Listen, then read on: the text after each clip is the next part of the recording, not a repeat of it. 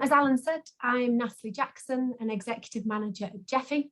I've spent the last 10 years working in corporate and project finance, and I joined GEFI earlier this year to lead the research and advisory work. So I'm going to spend some time talking you through some of the key findings for the policy positioning paper that's launched today, and then highlight the next steps and action that's being taken by GEFI. It's great to see so many of you here today, and we very much welcome your thoughts and questions following the presentations.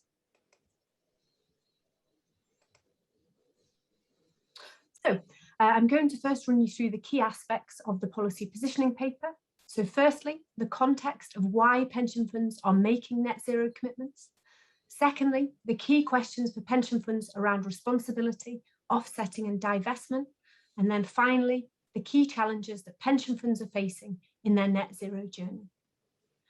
The policy positioning paper recommends that pension providers start taking action now on their net zero journey, rather than thinking a net zero commitment in 2050 is someone else's problem to deal with later down the road. The policy positioning paper recommends the development of a net zero roadmap, providing practical steps for pension providers to address key challenges and progress their net zero journey. There's a good quote to frame our work from Adam Matthews, who's the Director of Ethics and Engagement at the Church of England's Pension Board, which says, "Setting a long-term net zero target is the easy part.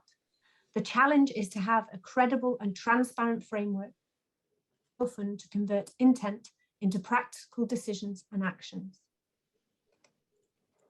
So firstly, for context, why are pension funds making net zero commitments? So climate change is a huge threat to the planet. The upcoming COP26 to be held in Glasgow is further raising the profile of climate change and encouraging countries to take more ambitious action now.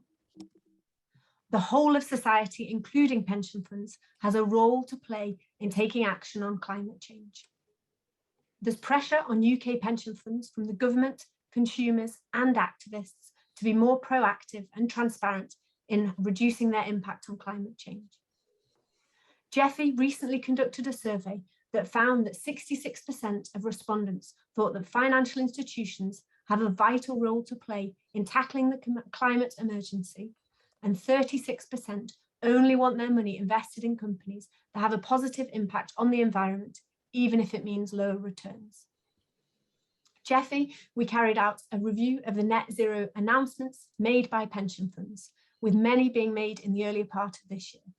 And we found that some pension providers had made net zero commitments without tangible plans and interim milestones behind them. The transition roadmap that we're currently developing aims to address this, and that's to follow on from the policy positioning paper. We are encouraging pension funds to take action now and progress on their net zero journey.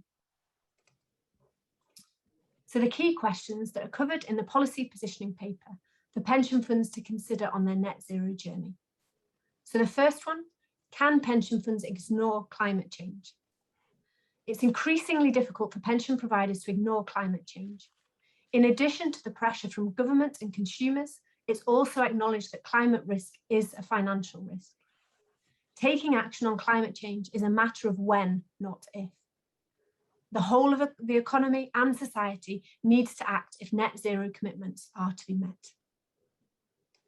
The second big question that's covered in the policy positioning paper is the question of divestment.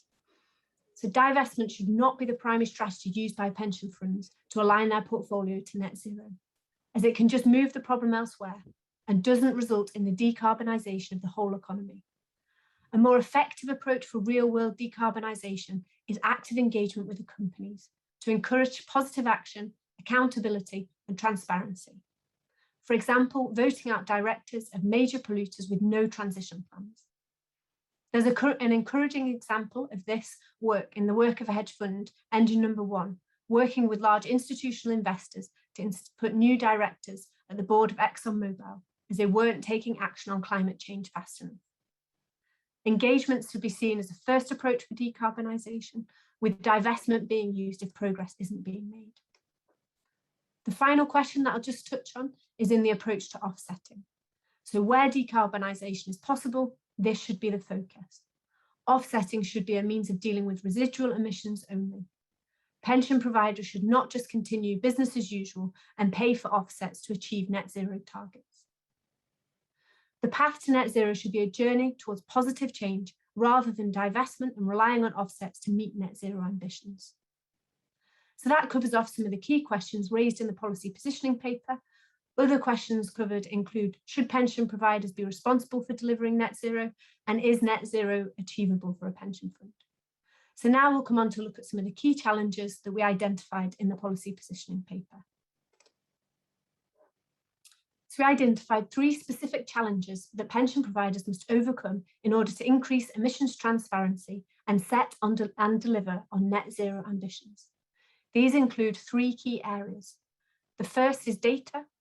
The second is knowledge of staff and trustees. And finally, there's commitment and priorities.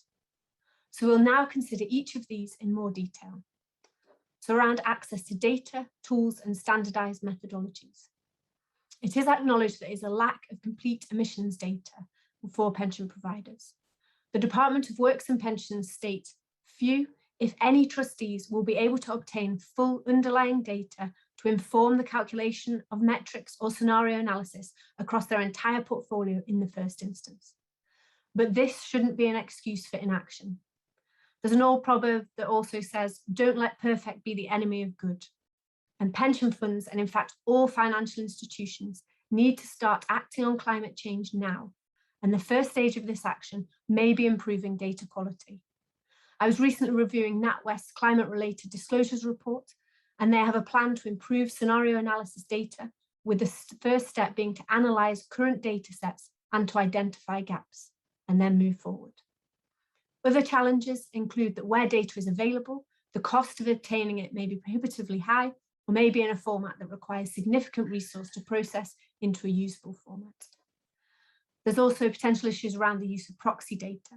Proxy data can be useful, but it has its limitations, as it may not accurately represent the position of a specific pension fund, and there may often be a lack of visibility on proxy data. Sometimes it's seen as a black box of information, which makes it difficult for pension providers to assess its accuracy and relevance. If data is available, it can be challenging to aggregate it from different asset classes in a meaningful and comparable way. A lot of tools, initiatives, and frameworks focus on one or a small number of asset classes, therefore making it difficult for pension providers to report consistently across their portfolio, although there is work being done in this area. There's also a lack of consistency when considering emissions data from different organisations. Some organisations use third-party data, whereas others have in-house tools which provide metrics of climate-related data. And this results in lack of consistency when considering different pension providers. There's also a lack of forward-looking data. Also around offsets, which we touched on earlier, it can be difficult to measure the impact of offsetting and negative emissions technology, as well as avoided and reduced emissions to give a full view of the overall position of the portfolio. It's also more transparent to report offset data separately, and this is recommended by industry guidance. But as previously stated, offsetting should not be used as a strategy to in effect buy the achievement of net zero objectives. And then finally on data, there's the limitations of using data alone. Data only tells part of the story of an organisation's journey to net zero. It gives information at a specific point in time, not reflect the wider organisational approach and strategy to address climate change.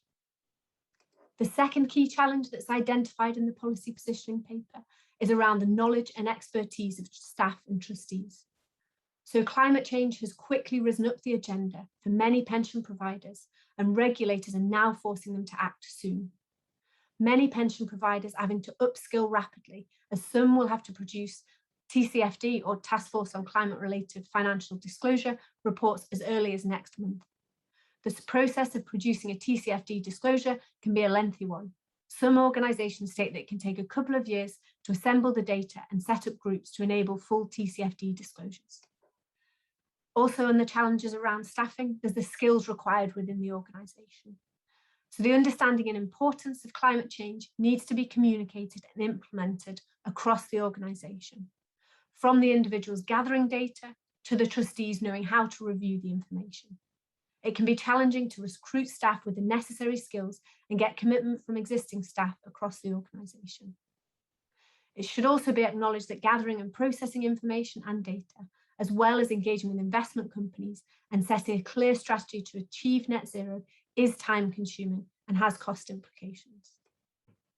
And then finally, just to touch on the final of the three big challenges around commitment and priorities.